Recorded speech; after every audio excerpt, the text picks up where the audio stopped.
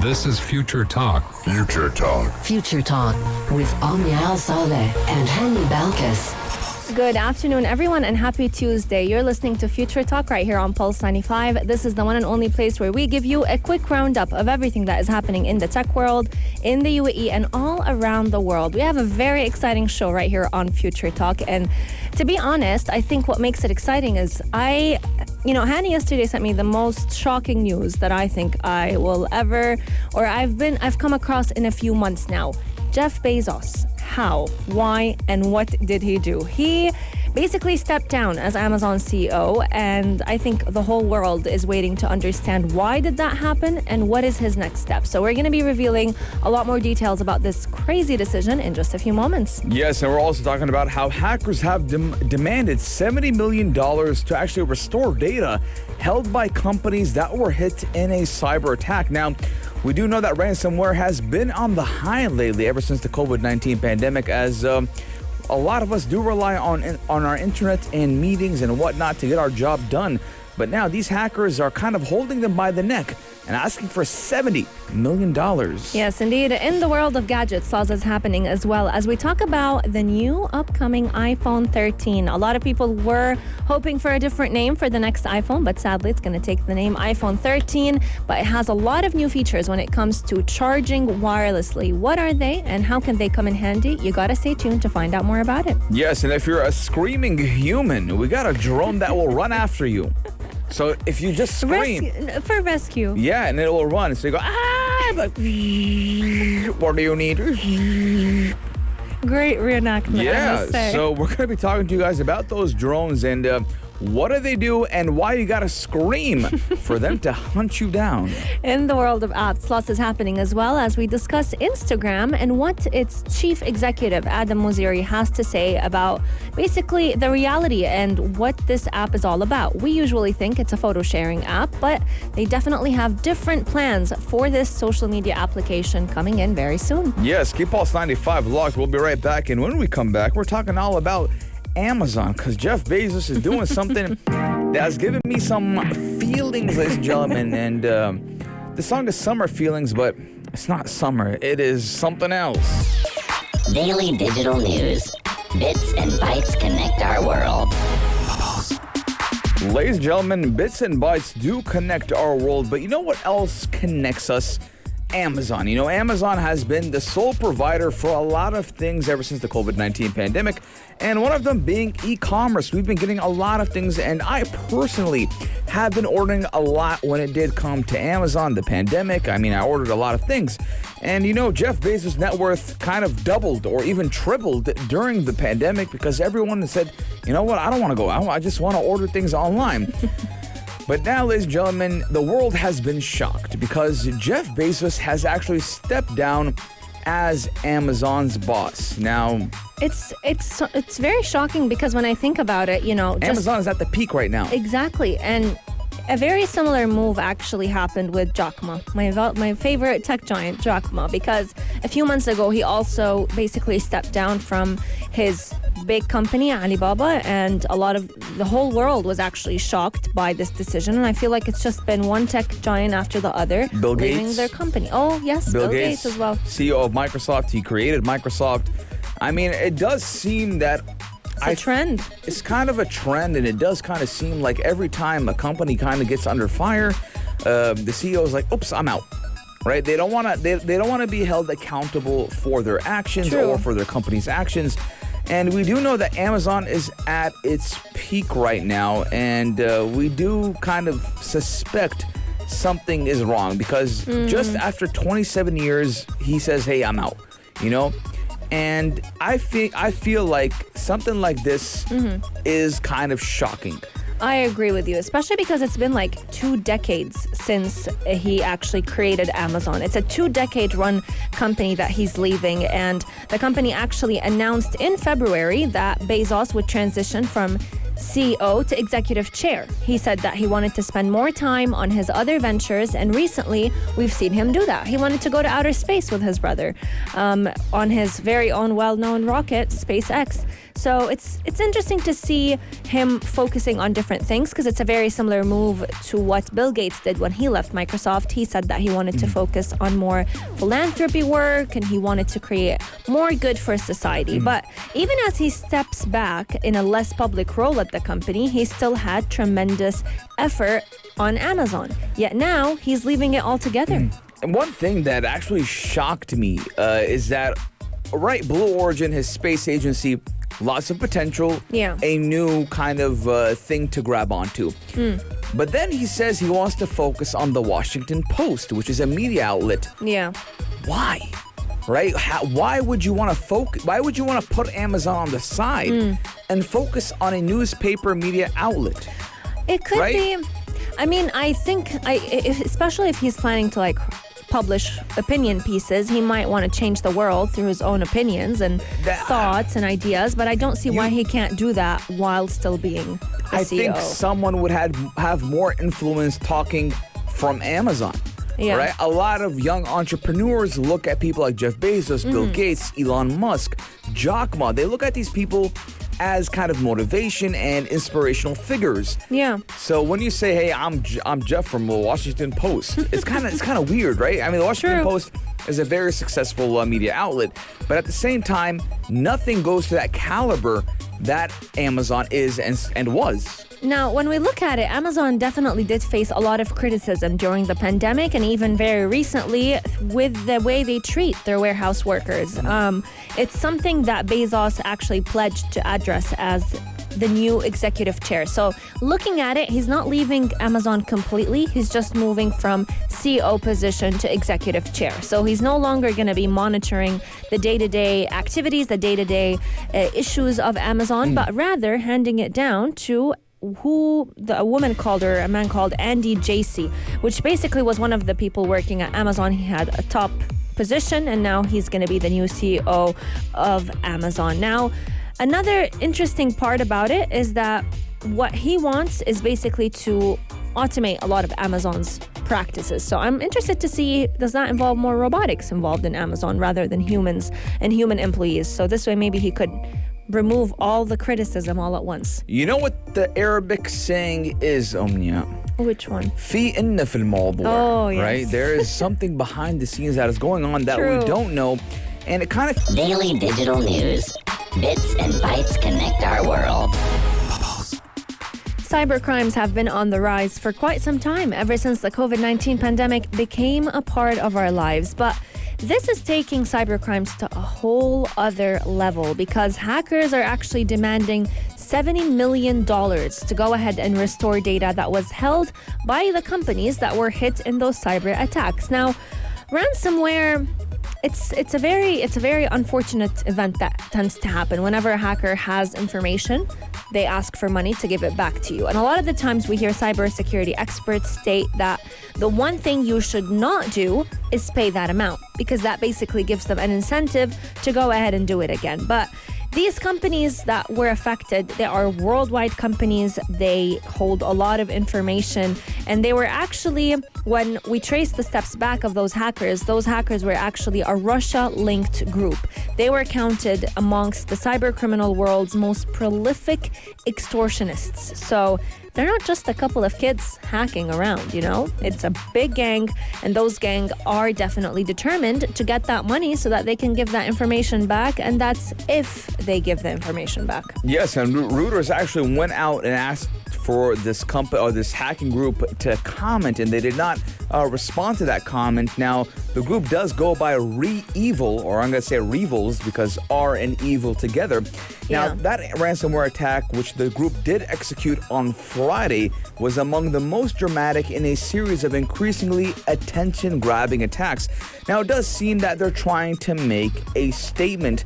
Now, the gang did break into Casio, which is a Miami-based information technology firm, and did use their access to breach some of its clients, setting off a chain reaction that did quickly paralyze the computer of hundreds of firms worldwide. Now, an executive at that company, which is called Casio, did say that they were aware of the ransom demanded, but did not immediately return further messages seeking comment.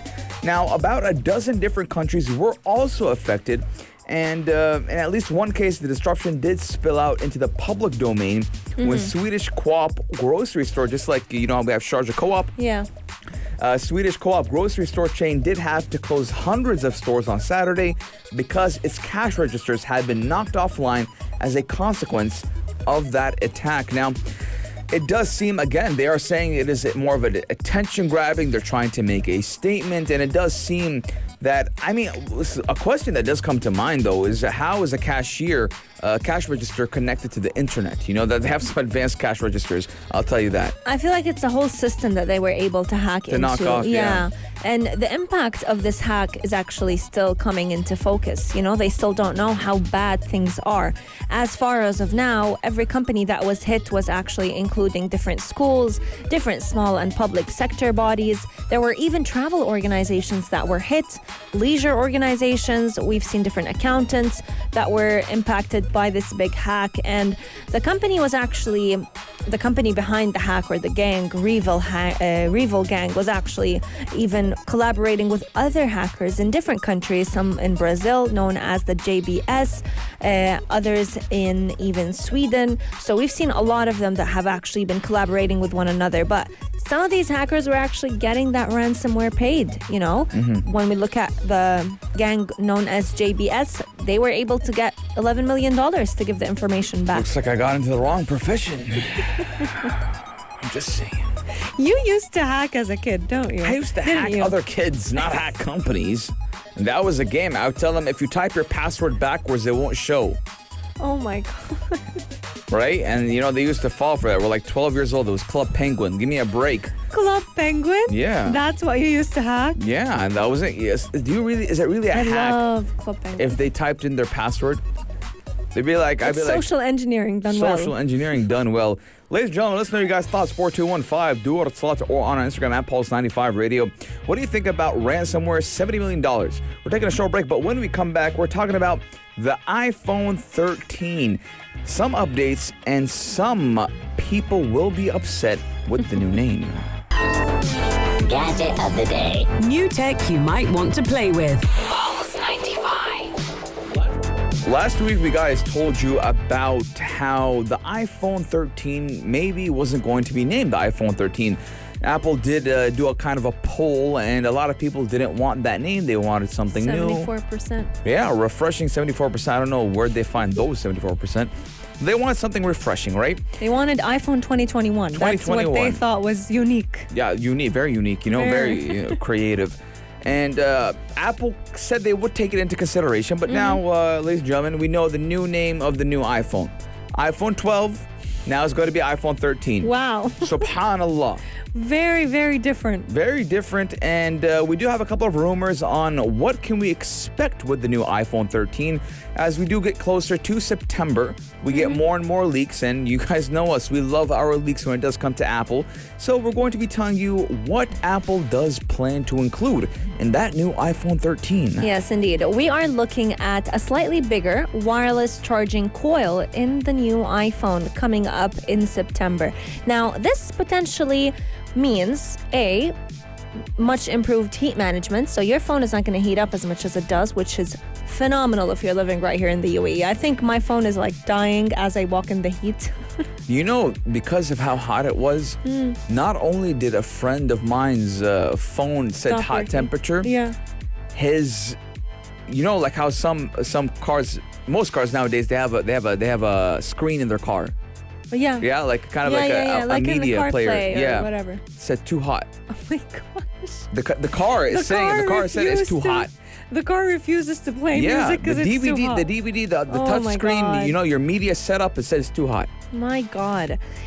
Our tech, I feel like, it's not ready to deal with the summer heat. What is built for the summer heat? I mean, I'm not built for the summer heat. I come in here, man. Today I was really upset. Why? Because I came to work in the morning. I went back home, and my hair was messy a lot because of the heat. I was like, I'm gonna brush it. Yeah. I don't brush my hair a lot. I brush it. Everything looks great. I jump in the car. I come to work. I look in the mirror, and it looks like I just came out of Mad Max. You know Mad Max, right? Yes. It looks like she's looking at my hair right now. She's laughing because it's weird. The heat, man, it's making my hair go. Pff. I can't. right? It looks like it. That analogy, though. Yeah, man. I mean, with the headphones on, it looks tame. It looks it's like tamed down. Mad Max, and I'm like, man, what? Like I did contemplate shaving my head. No.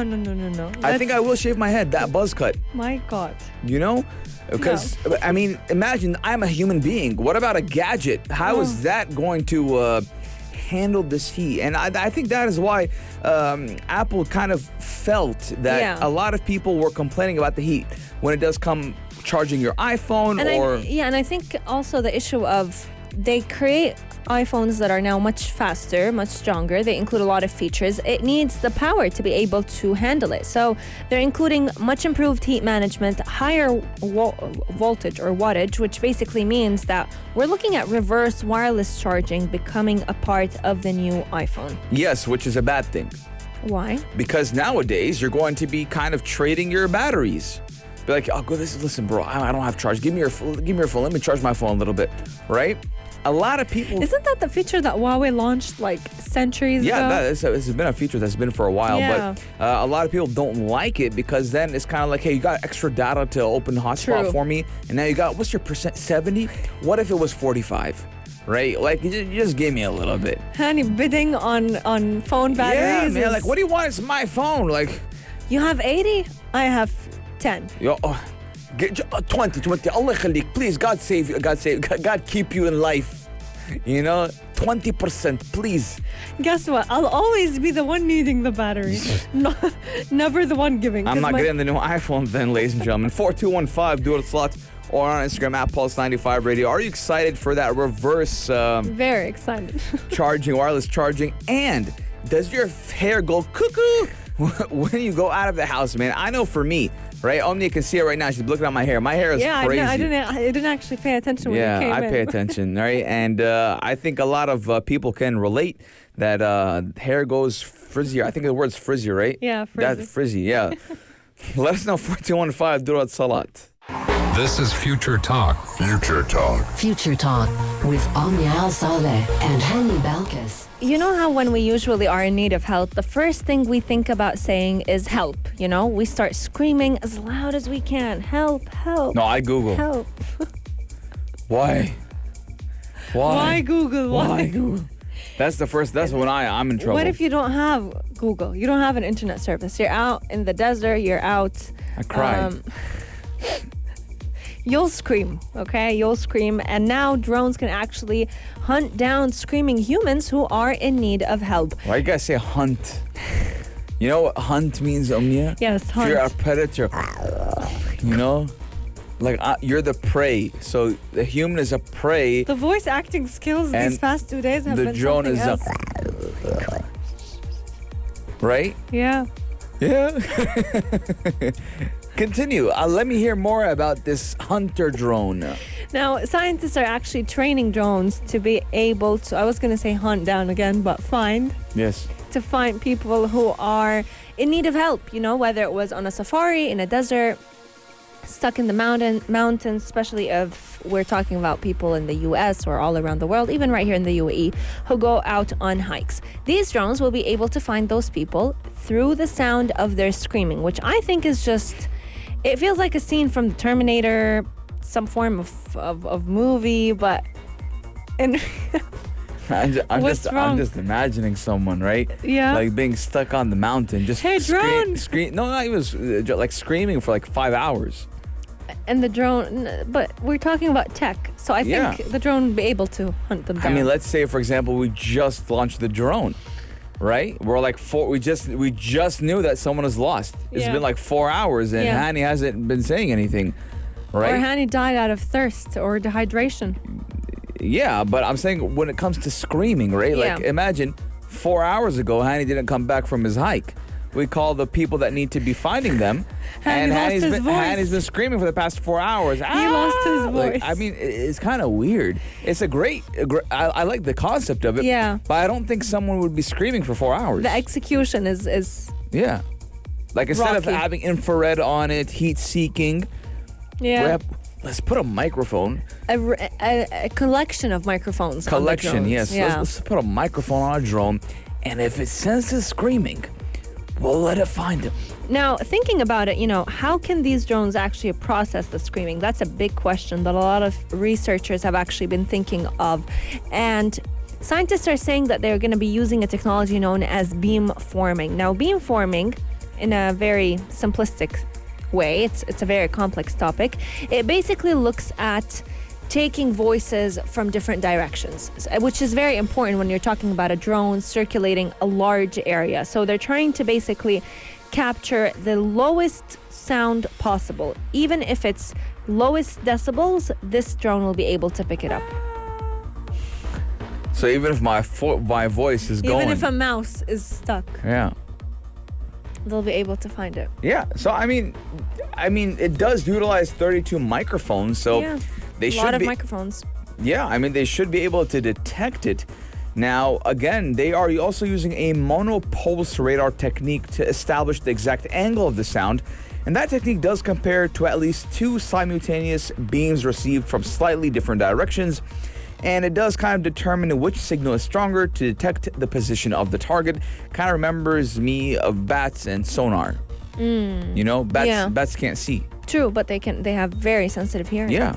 So, I mean, I kind of feel like it's the same concept to understand the surroundings, the same thing. Actually, do you know, Omnia, a lot of tech or a lot of things are kind of inspired by animals? Yes. I think, correct me if I'm wrong, ladies and gentlemen, the airplane, right? The Wright brothers. Oh, yes, they were inspired. They were inspired by, I think, an eagle or a bird, Yeah, and an they kind of eagle, they yes. tried to mimic the same thing. Remember, I don't know if you know him, but Abbas bin Firnas. I've heard of him, but I haven't read the story. He's the first Arab to think about flying with an airplane. He attached 2 wings to himself and then ended up dying. Did he fly? No. He died? He flew a little bit, but died. I think, let me double check. Yeah, do check that. I mean, we But, don't want yeah. Abbas ibn Farnas. That's his name? Abbas bin Firnas. Bin Farnas. He's so well known. I've heard of him, but I've never heard his story. Yeah, look, this is so. What year was that? He was in the Andalusian period. What He year, was though? a brilliant scholar. What year? The Wright brothers, I do believe, was The American version of this. Yeah, I think it was back in the 1900s. The Let Wright me brothers, double check. early before World War One. Yeah. Yeah, but again, I mean, we're looking at tech mostly being inspired by animals. Subhanallah. I mean, even the radar. It was in the 9th century. 9th century. Yeah, I know what century is that. So like even Omnia radars were Yeah. kind of like the submarines from Wales. No way. Yeah, because whales, they communicate. Because if a whale is in, let's say, an al-Hamriya, Yeah. right, and it can communicate with a whale in al-Khan. What? What? I can't believe we're talking about whales communicating. Yeah, I used to watch a lot of National Geographic documentaries. But it's so we interesting. can see the bird. God, it's always a British guy, man. Or Australian. It sounds sophisticated. And Australians. The American accent doesn't work that well when it do. with a documentary. 'Cause Yeah, we can see that alligator right there. It's coming. Look, the end of the story is this drone is still in development. I think it's a great I invention. think they need to fix it a little bit. And I like how it's interesting to see that a lot of tech innovations were actually inspired by animals. Who would have thought? Let us know your thoughts and how do you think this drone would come in handy? Do you go on a lot of hikes, safari trips, and would you want a drone like this just in case someone got lost? Let us know your thoughts 4215 do it Salat or send into our DMs at Pulse 95 Radio. Coming up, we're going to be talking all about Instagram and why it is no longer just a photo sharing app. Yes, indeed. I mean, we do know our Instagram starting to become a little too face-to-face. Check this out. Check this out. Ladies and gentlemen, we got to talk about checking this out. Really, you have to check this out because we're talking Yeah. about Instagram, right? It's an app, but it's no longer becoming a photo sharing app. Now we do know that Instagram does want to kind of be that e-commerce place. Yes. Right? Has reels, has videos, but Instagram was always labeled as that high quality pictures, photography, blogging type It's a of photo platform. sharing app. But now, Adam Mosseri says it's no longer that. Yes. Now, we do know that Adam Mosseri, he is Instagram's, basically, the Instagram boss. He comes out a lot on different live streams to talk about how and what are the new features of the Instagram that are going to be coming up. But in his opinion, Instagram is no longer just a photo sharing app. He feels like it's too limiting, and he sees it now as leaning a little bit more into video, leaning a little bit more into the short video schemes, which we've seen through Reels. And when it was launched back in 2010, it was mainly intended for people who just want to post pictures of their everyday lives through their phones. But through the years, this kind of shifted a little bit when influencers joined the game, professionals joined the app, and they started taking it into a whole other level. Yes, now we do know that Instagram did launch in 2010, and it was actually intended to be a platform for people who wanted to post pictures of their everyday lives through their phones, and it was very successful. However, over the years, it kind of shifted and evolved with more influencers and professionals joining that app. Now, obviously, the Instagram boss did do some internal research, and we did find out, or they found out, that Instagram users told the company the number one reason for using the app was to be entertained. Now, a lot of people use their phones to be entertained. And to keep up with other apps, for example, TikTok and YouTube, they have added Reels, Shop, and even Live over the years. And going forward, they even actually hinted that Instagram would hand out more recommendations as well as embrace video more broadly to keep up with the competitors such as TikTok and YouTube. And Omnia, my crystal ball has not failed me yet. I'm laughing because I remember when you said that. You know, Omnia, sometimes I wish my feelings were wrong. You wish? Because it's not only with everything in life, you know, if I feel like I sense something... It has to set to the sixth sense. The sixth sense is always right, you know, and that's what scares me. The gut feeling. My gut feeling has never been wrong, and when it does come to these apps, we've talked about it a lot on the show. I told Omnia Instagram is going to expand, and they do see TikTok as a big threat. Yeah. Now, I don't believe they won't really care about YouTube.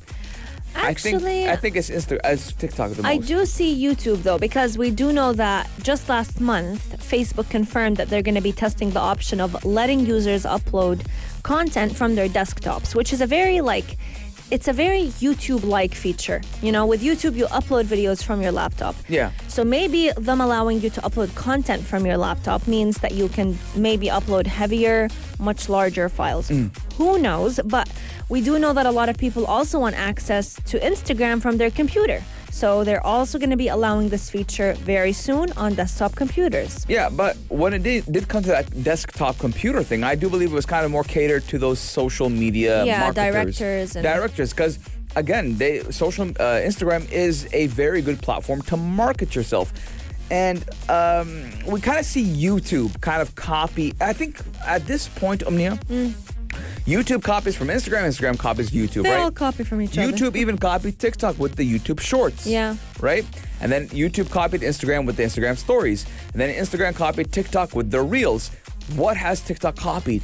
Nothing. Yeah, nothing. They don't even have a messaging, but they have a direct message, but you can't even have those groups. Man, yeah, now that I think of it, TikTok never copied anyone. Never copied anything. Very original and very good content. And after TikTok kind of rebranded itself, it was, if you remember, music.ly, Musical.ly. Oh, yes. That was what it was branded as. And then they changed, they revamped everything, and then boom. And again, I think the sole success that came from TikTok was the Indian funny videos. Right? Well, there was a lot of good Indian content creators. Yeah. And I'm kind of upset that they still have it banned in India. Yeah, I was just going to say it's banned in India now. Because they kind of, they introduced that Indian Bollywood drama They kicked it on off. TikTok. Yeah, they kicked it off. They let the platform kind of They gave it gain life. traction. Yeah. And then India was like, nope, It's banned. Right? And again, I'm looking at TikTok becoming, or it already is, the big dog in the playhouse. Yeah, and nowadays you hear a lot of influencers on social media, you know, popular people go ahead and say, "Oh, I don't like TikTok because I'm not good at it." And now it's like a weak point that counts for a social media influencer if you're not good on TikTok. And Omnia, if you did not notice, a lot of influencers or a lot of people on Instagram have how many followers they have on TikTok and they put it in their bio. You never noticed that? No. I see a lot of people say TikTok 50K, right? So now it's like It's kind of like a proud feeling. Yeah, it's like I think, should I showing start putting off. 20K, 22K on my Instagram bio? Imagine that, Omnia. 22K, honey, AB. Yeah. Would you imagine that? Selling point. I think again, TikTok is a great platform. I enjoy using it a lot. I use it mostly for fun, informative, creative. I just use it as a platform, whatever I want to post. And a lot of people are the same. Some people, even there's a lot of TikTok accounts that kind of grasp onto one personality, Oh, yes. right? And one character. True. And they just go with it. Let us know, how much time do you spend on TikTok? And do you like the platform? Also, do you feel like Instagram is soon going to be not a photo sharing app and it's going to be a lot more? Share with us your thoughts at 4215 Door Salat or slide into our DMs at Pulse 95 Radio. This marks the end of Future Talk, but we are going to be back again tomorrow, same time, same place, from 2 to 3 p.m.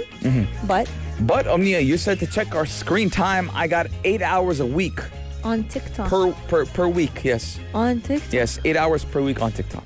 That's like an hour, even more than an hour. An hour every a day. An hour and a couple of An hour a day on TikTok. An hour a day keeps the boredom away. Let us know your Yes. guys' thoughts. 4215 do it slots or on our Instagram at Pulse 95 Radio.